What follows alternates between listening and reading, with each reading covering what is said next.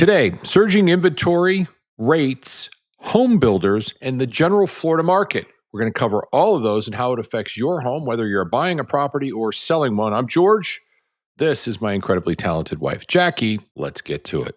The headline says it all. Surging for sale inventory turns Florida into a buyer's market. This is an article from Housing Wire. They kind of cover what's happening in the real estate news. A lot of us real estate agents will look at this.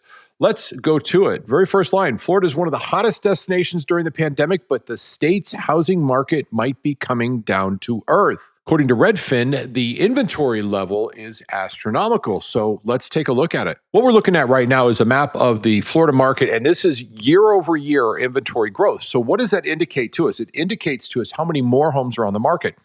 And for a buyer's market to occur where a seller doesn't have as much position, a buyer has a stronger one, basically the barometer is going further towards the buyer's side. We need to have more homes on the market. And this is what we're looking at. So taking a look at this real quick, starting with Orlando, Kissimmee, Sanford, right in the middle, 39% more homes on the market than we had this time last year. This is a great time to bring that up. We're going to be doing our end of month report. We do our mid-month, end of month. Great opportunity for you to hit the subscribe and like button. That way you get notified for it.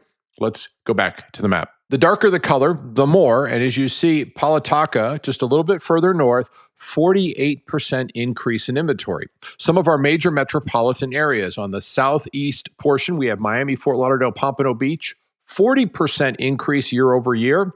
Over to the Tampa Bay area, 27.3% increase in inventory. With the inventory going up, we are turning into a buyer's market. There's no way to get around that. Back to the Housing Wire article. According to the report from Redfin, for sale inventory at the end of January in Florida was up 22.7% year over year. That's a statewide number, not very specific. When we get into diving into the specific numbers of our particular areas, as you guys all know, I like to use Reventure.app. It's the app I have where I gather a lot of data. You should consider doing that as well. They have a free version and a subscribed version. I pay for it.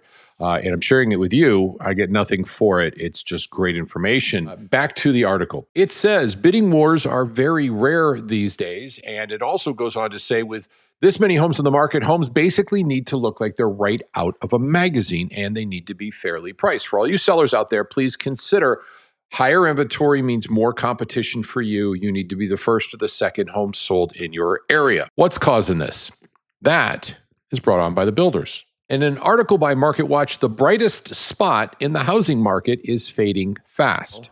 That brightest spot is new home builders. New home builders have always been kind of a fuel, and we're building a ton of homes here in the state of Florida, as you can expect, across the country as well, but Florida more so. And this is an indicator of what's going on in that market. New home sales plunged in January as home buyers pulled back in the face of persistently high home prices and mortgage rates. The drop could portend a tough spring home buying season for the real estate industry's hottest subsector. So what does that mean? It means that there's a ton of inventory of new construction and it competes directly against traditional home sales. So here's where I start talking numbers a little bit. We're going to talk about home values and what's happening as far as that's concerned, and of course the inventory levels here and nationwide. Let's start with home values here in Florida. So what you're looking at is the Florida home value, and it's down, that's blue, minus 1.3%. That means our home values across the state have dropped 1.3% year over year.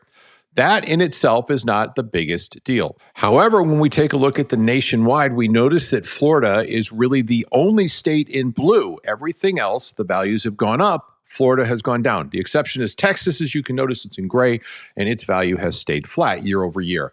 That's a concern. And now you're looking at price cuts across Florida, and it's done by metro area. If we're looking at Orlando in the center of the map, 28.6% of the homes that are currently listed for sale have had price reductions. That shows, again, inflated inventory. We knew that.